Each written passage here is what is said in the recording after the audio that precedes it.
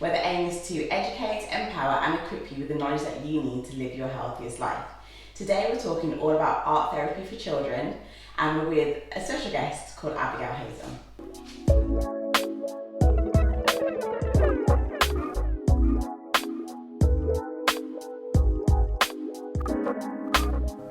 So, this is another instalment of a new series that I started last week on Medicine Mondays called Learn with Dr. Amanda.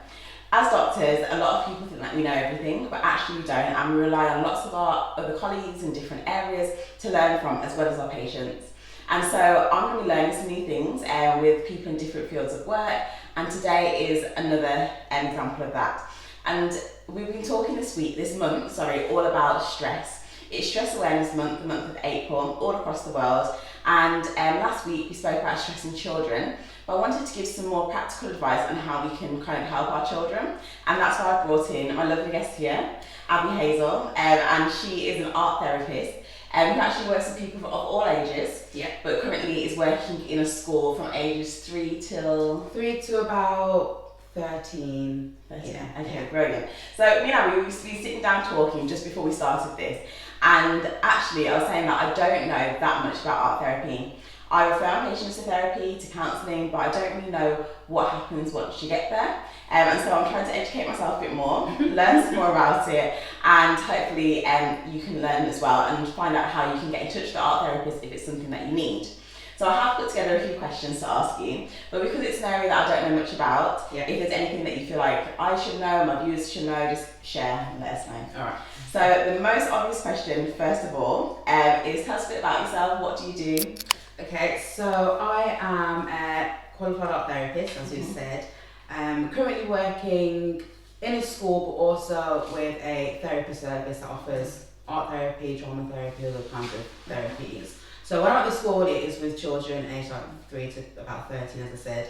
At the therapy service, that's for all ages, so both children and adults, but the majority of my time is spent working with children.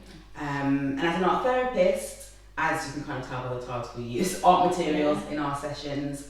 Anything from crayons, paint, clay, literally anything that you can kind of make something from, string, anything that you can get your hands on, that's what we'll use in our sessions as a way to help the children or whoever I'm working with find a medium to help them express their feelings and emotions and maybe past experiences that they've been through. Sometimes it's just easy to use art rather than words to explain sometimes. Okay, brilliant.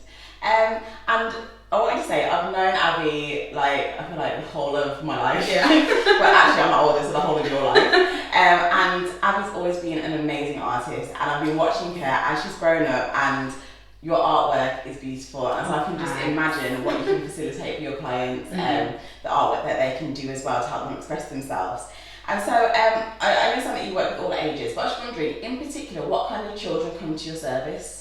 So there's a range of children that come from, so for example, I'll see some for anxiety they might have, especially in school anxiety, stress related to the schoolwork that they're having, or it might be difficulties at home that's causing stress, or even sometimes children who are self-harming, sometimes suicide or thoughts. But those ones who are more high risk usually get referred to other services as well. So I might see them briefly in school, but then we'll also refer them on to another service just so they can have longer term work out as well. Okay, brilliant. So if you don't mind, just because I'm trying to visualise what you're doing with your clients, if you can show me what's the normal session like, say if their initial session when they come to you, what kind of happens? So for the very first session, what we do is we have especially when working with children, so all the kind of paperwork that's done by the parents anyway, but I'll always make sure that the child, depending on what age they are, has ownership of their own sessions as well. So even though their parents will sign off that they can have their sessions, I make a mini contract with them just so they can write their name on, and I write my name on, and we explain what the sessions will be like. I explain to them it's for them to use how they wish. How I work is very non-directive. So even though they might be referred for anxiety, for example, and even though I know that, I would always ask them how do they want to use the sessions, what do they want to bring to the sessions. And in my office at the school that I work, there's all the art materials are kind of on a shelf so they can see all the things that they can use, and they're free to pick whatever they would like to use. So in the very first session, as I said, we'll do that contract and explain how the sessions will work. And at the beginning of each session, I always use something called a child outcome rating scale. And I actually have an example here. Oh, brilliant. I don't show how Yeah. to this one there. So what it is a outcome rating scale. So I actually have this up on my board in my office. So rather than do it on a piece of paper, it's almost like I have a sliding scale using counters, and we'll go through each one. So the first one is like me, how am I doing? On a scale of sad face to happy face, how have you been this week? How am I doing? And then move it along. Then we'll go on to family. How are things with my family? And a scale of sad face, happy face, and then can move it anywhere along. Then we'll go to how is school doing, and then everything overall, how are they doing. And that's kind of just used as a springboard for the sessions, so we can kind of just gauge really quickly how they're doing all together. So for example, if they've put school really low, that might lead to discussions of what's going on for them at school. That's making them feel maybe stressed or anxious about something. And even though they might fill that in at the beginning, we don't always use it to facilitate the session, but it's just a really quick and easy way to kind of start discussions going in whatever they want to create in the session. Oh, brilliant. Okay. And so what kind of artwork kind of things do you do with the kids then? So one of the misconceptions about art therapy is that I have to be good at art to even have a session. So sometimes like children will come to me and be like, oh miss, I can't draw, or I don't know what to draw, I'm not really good at art. And I always say to them, this isn't an art lesson that you come to. You have teachers in school, but I'm not a teacher, I'm an art therapist. And so you don't have to be good at art or good at drawing anything when you come in here. It's literally just about expressing yourself through the art. So I'll always encourage them to say, even if you just make a mark on the paper, that's where you can start from there. It doesn't have to be this brilliant picture of your family or anything. It can literally be a circle and the patterns, whatever you feel that you need to create in that session, that's totally okay. There's no right or wrong way of doing an image or creating something in the sessions. So as I said, it is very non-directive, whatever they feel like drawing or creating or painting, they can do that. Sometimes some of them might feel like, oh miss, I don't know what to do or where to start. One of the things I do in the very first session is I'll ask them to do a portrait of themselves or their family, something really simple that they can all relate to. And that can sometimes just paint a picture of maybe how they feel about themselves, how they feel about their family and what's going on at home for them. So those are kind of the simple ones that I start off with usually. Brilliant.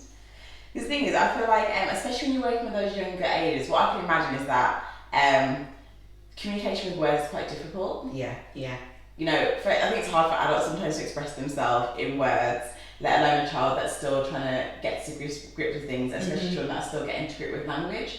But even my daughter now, I can see that she can express herself in so many ways other than language, so I can see how helpful it would be.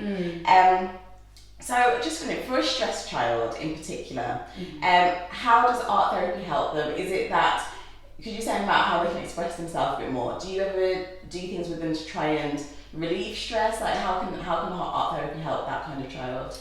So one of the benefits of art therapy, especially with children who are stressed, is that because, as I said, it's non-verbal, but there are words exchanged in our sessions. But the focus of it is that it's the image we work with or everything that's created. So there's no pressure for them to feel like, oh, I have to speak and say something. And sometimes when a child is stressed, and especially if an adult comes in and asks them, oh, what's wrong? All of a sudden they can feel this pressure of, oh, now I have to come and explain how I'm feeling, and either I don't really know how I'm feeling or I don't know how to explain how I'm feeling. So even them just knowing that actually this is a space where I don't have to speak if I don't want to, I can just create something that alone can kind of help de-stress, and it's like, okay, the pressure's off, I don't actually have to say something if I don't want to. So that, first of all, it can be quite helpful for them and calming for them, just knowing that actually this is a safe space where if I don't really want to explain, I don't know how to explain, there's no pressure for me to do that here. But also as well, because the materials that we use, especially like paints and clay, they can be very sensory. So for some children, it can just be a case of coming into the room. Sometimes I've seen some children just get out paints and literally just squeeze them all and just mix them all together. And literally that can be the situation sometimes. And for them, it's just about sometimes just feeling something tactile, and that can be quite common for them as well. And I think I really understood that with, you know, this whole hype that came with slime, children making slime. I thought, what is this big thing about slime? And, you know, but I think for some of them it is just having that thing to kind of hold on to squeeze, that sensory tactile, and it can be really calming for children to do those kind of things. Okay then, brilliant. And so I was just wondering if there's any exercise that you can share that can be like outside of the therapy session, because a lot of things that you're talking about, you know, expressing themselves and just kind of getting in the tactile things. Of course, it's good to have these with a professional, and we can move on to, in a minute we can talk about, you know, why a therapist is needed for these kind of things. But are there any things that exercises you could maybe suggest for viewers, parents, that they can maybe do with their children to try and facilitate that? Yeah, so one of the things that what I do in sessions but also can be used by parents, carers, whoever, is I use mood cards. So we usually use those as a part of our check-in at the beginning of sessions as well. And so I have some here as well.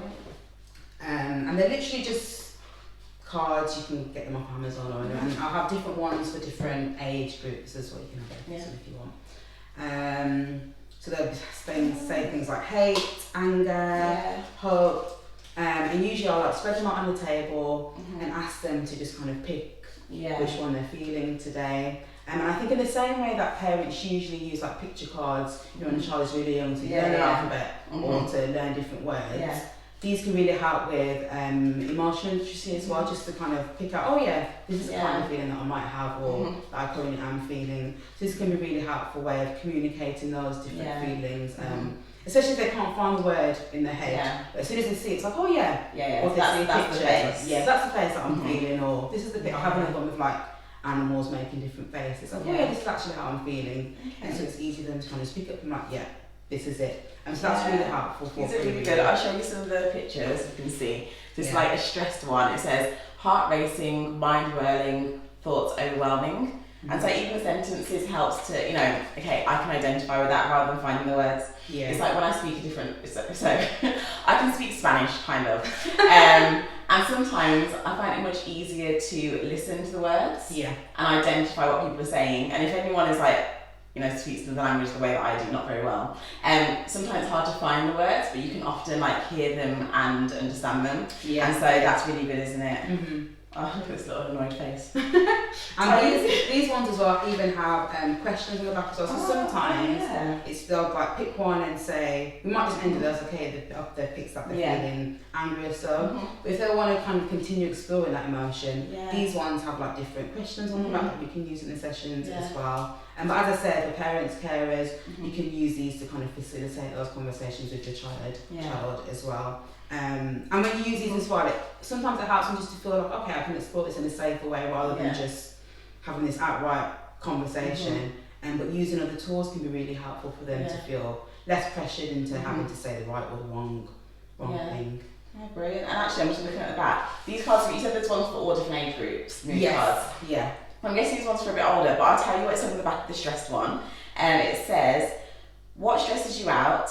How do you feel about your life right now? Are there any changes you can make?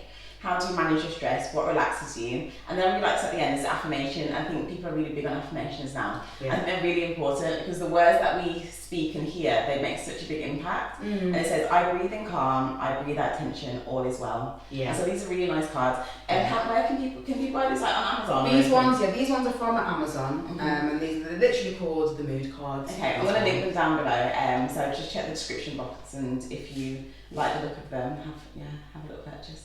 Okay then. So that's one thing. But also another thing that parents, carers can do is, especially for a child who's feeling stressed or worried or anxious about things, is you can help them to create what I call a worry box or a stress box. You can call it whatever you want really, but it's a really simple activity you can do with your child as well. So get an old shoebox, decorate it, you can get them to decorate it however they want. And then place things inside of it that they will go to whenever they're feeling stressed or a bit anxious or worried about something. So it could be things like, I don't know, they have like pictures of their friends in there or family in there, or they have some colouring pencils in there and paper, anything that they feel, and get them to be the one to choose the objects that go in there. So they know this is their box that they can go to. If they just need a moment to take alone, they can literally just go here and use whatever in that box to help them kind of calm down for a while. And I guess that's a good way of communicating it to like your family as well, that you're feeling stressed. Just being like, I need to get the stress box, and then everyone knows, okay, that's what's going on. That's really, okay, brilliant, thank you. Yeah. Okay. Oh yes, another one. So I have here my own adult colouring book. Yeah, I was saying I've got this upstairs. I was worried for my birthday. So these can be really useful. Obviously not an adult one for kids, but you can get one for ages. And sometimes they'll say art therapy on their art therapy colouring book. But again, the misconception is that they are art therapy. As an art therapist, we wouldn't say this is art therapy necessarily, but it's a way of doing art therapeutically. So it can be really calming. I have I keep mine in my drawer at school. Sometimes in between sessions, I'll just kind of go to it and do a bit of, especially if I'm feeling stressed in between sessions, I'll just do a bit of quick That's such a good idea. I might start bringing mine to work. Do it, honestly. Yeah, that's a really good idea. I also have some sheets for the kids to use in some of our sessions as well. So that's a really simple thing that parents can do as well. Just print them off the internet, or again, just get them a colouring book. And they can use that. But one thing I would say with using those is, especially if you was to kind of buy like a brand new colouring book for your child, especially like for their birthday or something, you want them to use it really nicely, don't fall into the temptation of, okay, I'm going to sit down with them and make sure they're colouring the lines and make sure they colour the sea blue, because that's not stress-free for them. You've got to be able to let them use it however they wish, and so that's another thing that they can use as well. Okay, brilliant, thank you. And so I guess that brings me on to my next question. It's just about why therapy then? So what is the benefits of having going to see an actual therapist rather than just doing some of these things at home? So when you do these things at home, as we said, they are really useful, especially for sometimes when you trying to get a referral for a child, there can be quite a long waiting list sometimes. So doing those things like in the meantime while if you are being referred your child to therapy, doing those things in the meantime can be helpful. But once they go to someone who's an actual trained therapist, and they'll be able to, they kind of know how to create that safe space for that child to feel open to share their feelings. And also sometimes children, even if they know that their parents love them, even if they know that my parents want to help me, there's just something about, as my parent, I don't want to have to speak to them about something that I'm going through, or it might be the parent that's the issue, for example. So having another person who they know is a safe person, who they know this is a safe space that can come to, that can be really helpful as well. Just having someone who doesn't necessarily know everything that's going on, is kind of outside of what my situation, that can be really helpful for them. And because as I said, I work in a school, for example, the kids will come out of their lessons to come and have a session with me for about 45 minutes or so. And for them, especially if their stress is related to schoolwork, just having that time out is really helpful for them. I remember I had this one child, and I've seen it a couple of times. Sometimes as well in sessions, we'll ask them, do they have a goal of what they'd like to, do in the sessions. And some of them have said to me, oh, miss, I just want to be able to play.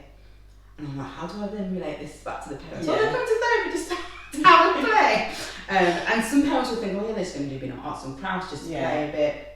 But even just from having that time to play, for some of them, they've got so many stresses going at school or at home, just that time to be a child again for 45 minutes or so is really helpful for them. But also as art therapists, we've been trying to kind of pick up things that might be in their pictures, that might be warnings for things, or what's going on for them. Whereas, if a kid just draws around a picture at home, it might not really mean anything to anyone. But we can kind of facilitate, they've drawn this in this way, or... But even with saying that, sometimes people also think that, okay, you're an art therapist, what does this picture mean? My kids draw this, what does this mean? But in our sessions, we'll always have the child actually interpret it for themselves.